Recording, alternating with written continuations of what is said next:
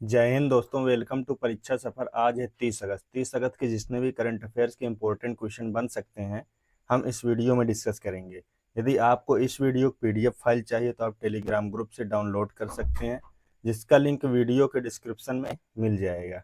तो चलिए हम स्टार्ट करते हैं। आज का हमारा पहला क्वेश्चन है, हाल ही में परमाणु परीक्षण निषेध अंतर्राष्ट्रीय दिवस कब मनाया गया? तो ये मनाया गया 29 अगस्त को। तो इसका क्या हो जाएगा? करेक्ट आंसर हो जाएगा। हर वर्ष परमाणु परीक्षण निषेध अंतर्राष्ट्रीय दिवस 29 अगस्त को मनाया जाता है। 2025 की थीम क्या थी इसकी? मानव सभ्यता का भविष्य हथियारों के अंधेरे में नहीं बल्कि शांति के उजाले में छिपा है। ये क्या इसकी थीम है, इसको आप याद रखेंगे। संयुक्त राष्ट्र ने वर्ष 2009 में 29 अगस्त को परमाणु परीक्षणों के विरुद्ध अंतर्राष्ट्रीय दिवस घोषित किया है, ताकि इस खतरे के प्रति वैश्विक जागरूकता बढ़ाई जा सके और परमाणु हथियार मुक्त दुनिया की दिशा में प्रयास किया जा सके। यह तिथि कजाकिस्तान के सेमीपाल्स्टिक परमाणु परीक्षण स्थल के 29 अगस्त 1991 को बंद होने की स्मृति में चुनी गई है। इसको भी आप याद रखेंगे। अगस्त के इम्पोर्टेंट डेज की बात करें तो अगस्त की 1 अगस्त को वर्ल्ड लंग कैंसर डे मनाया गया है। वर्ल्ड वाइड वेब डे 1 अगस्त को मनाया गया है। राष्ट्रीय पर्वतारोहण दिवस 1 अगस्त को मनाया गया है। 3 अगस्त को क्लोव सिंड्रोम जागरूकता दिवस और राष्ट्रीय अंगदान दिवस मनाया गया है। 4 अगस्त को अमेरिकी तटरक्षक दिवस मनाया गया है। 6 अगस्त को हिरोशिमा दिवस मनाया गया है। 7 अगस्त को राष्ट्रीय हथकरघा दिवस मनाया गया है। 8 अगस्त को भारत छोड़ो आंदोलन दिवस मनाया गया है। 9 अगस्त को विश्व आदिवासी दिवस और नागासाकी दिवस मनाया गया है। 10 अगस्त को विश्व जैव ईंधन दिवस, विश्व शेर दिवस मनाया गया है। 12 अगस्त को अंतर्राष्ट्रीय युवा दिवस और विश्व हाथी दिवस मनाया गया है। 13 अगस्त को विश्व अंगदान दिवस मनाया गया है। 14 अगस्त को विभाजन विभीषिका स्मृति दिवस और वित्तीय जागरूकता दिवस मनाया गया है। 15 अगस्त को स्वतंत्रता दिवस मनाया गया है। 19 अगस्त को विश्व मानवतावादी दिवस और विश्व फोटोग्राफी दिवस मनाया गया है। 20 अगस्त को विश्व मच्छर दिवस मनाया गया है। अक्षय ऊर्जा दिवस और सद्भावना दिवस 20 अगस्त को मनाया गया है। 21 अगस्त को अंतर्राष्ट्रीय आतंकवाद पीड़ित दिवस और विश्व उद्यमी दिवस मनाया गया है। 22 अगस्त को धर्म या आस्था के आधार पर शिक्षा के पीड़ितों के लिए अंतर्राष्ट्रीय दिवस मनाया गया है। 23 अगस्त को राष्ट्रीय अंतरिक्ष दिवस मनाया गया है। 26 अगस्त को महिला समानता दिवस और इंटरनेशनल डॉग डे मनाया गया है।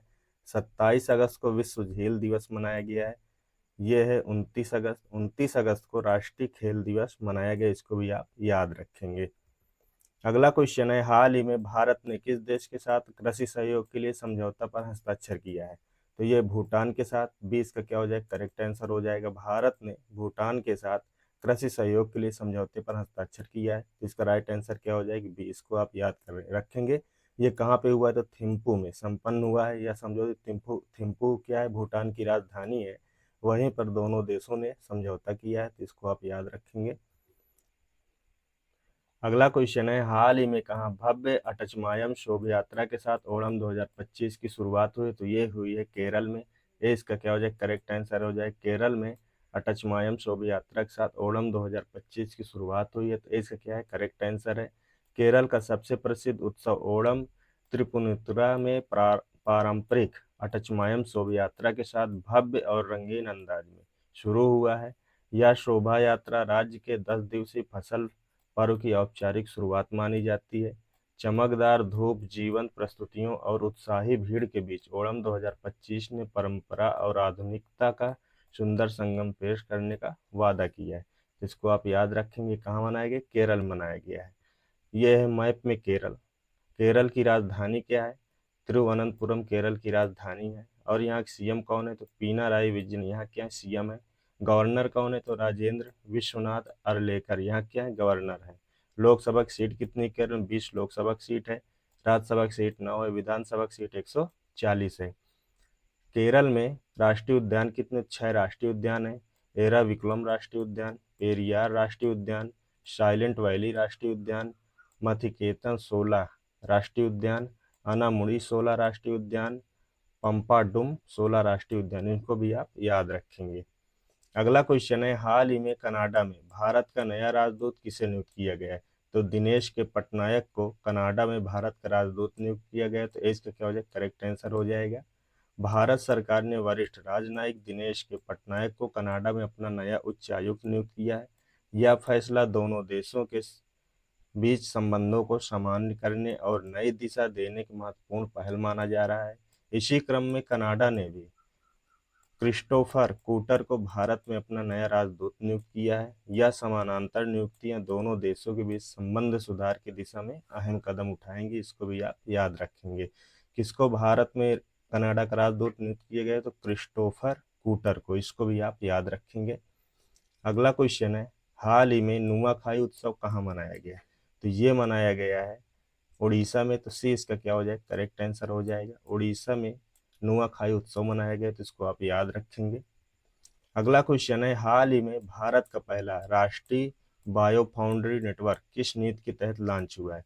तो ये लॉन्च हुआ है बायो 3 नीति के तहत। सी इसका क्या हो जाएगा? करेक्ट आंसर हो जाएगा। भारत का पहला राष्ट्रीय bio foundry network bio E3 नीति के तहत लॉन्च हुआ है। सी इसका क्या हो जाएगा? करेक्ट आंसर हो जाएगा।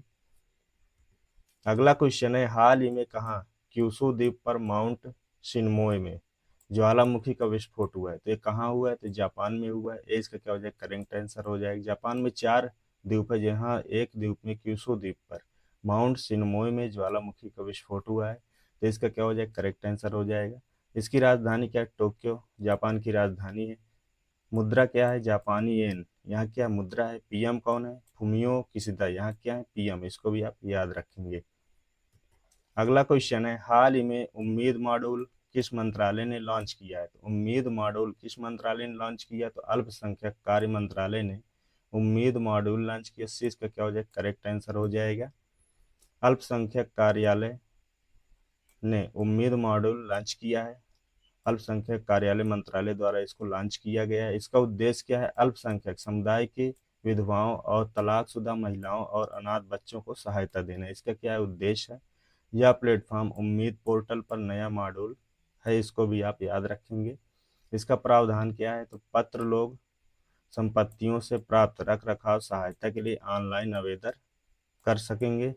और उम्मीद नियम 2025, इसका फुल फॉर्म क्या है? तो unified Waqf management empowerment efficiency and development. इसका क्या है? Full form. इसको भी आप याद रखेंगे। अगला क्वेश्चन है, हाल ही में भारत का पहला फाइटोसौर जीवाश्म कहाँ मिला है? तो ये मिला है राजस्थान में। 20 का क्या हो जाएगा? करेक्ट आंसर हो जाएगा। फाइटोसौर जीवाश्म राजस्थान में खोजा गया है। जैसलमेर में राजस्थान शोधकर्ताओं ने भारत का पहला फाइटोसौर जीवाश्म खोजा है, जो जुरासिक काल का एक मगरमच्छ जैसा सरीसृप है। इसको भी आप याद रखेंगे। और ये लगभग 20 करोड़ साल पुराना है।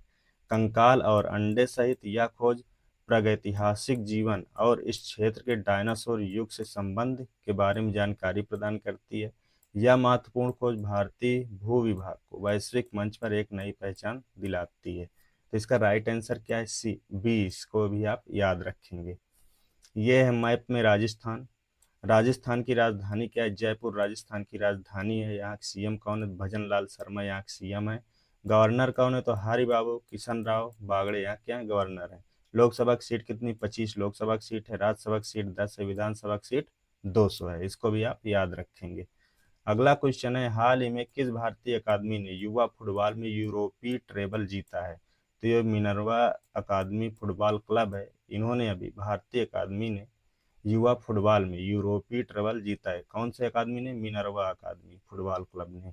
तो इसको आप याद रखेंगे। 20 का क्या हो जाएगा? करेक्ट आंसर हो जाएगा। अगला क्वेश्चन है, हाल ही में कहाँ शहरी भूमि सर्वेक्षण के लिए नक्शा परियोजना शुरू की गई है? तो ये शुरू की गई पुडुचेरी में। तो 20 का क्या हो जाएगा? करेक्ट आंसर हो जाएगा। इसको आप याद रखेंगे। अगला क्वेश्चन है, हाल ही में आईएमएफ के कार्यकारी निदेशक के रूप में किसे नियुक्त किया गया है? तो अभी उर्जित पटेल को। 20 का क्या हो जाएगा? करेक्ट आंसर हो जाएगा। उर्जित पटेल को आईएमएफ के कार्यकारी निदेशक के रूप में नियुक्त किया गया है। आरबीआई के पूर्व गवर्नर उर्जित पटेल बने आईएमएफ के एग्जीक्यूटिव डायरेक्टर। भारत के वैश्विक आर्थिक मंच पर बढ़ते प्रभाव को दर्शाते हुए भारतीय रिजर्व बैंक के पूर्व गवर्नर उर्जित पटेल को अंतर्राष्ट्रीय मुद्रा कोष में कार्यकारी निदेशक नियुक्त किया गया। इसको आप याद रखेंगे। अभी हाल ही में जम्मू कश्मीर बैंक ने एस कृष्णन को अपना नया नॉन एग्जीक्यूटिव चेयरमैन चुना है। ग्राहम हाउसिंग फाइनेंस के नए एमडी और सीईओ अर्जुन चौधरी बने हैं। आरबीआई ने इंद्रनील भट्टाचार्य को मौद्रिक नीति समिति का नया पदेन सदस्य नियुक्त किया है।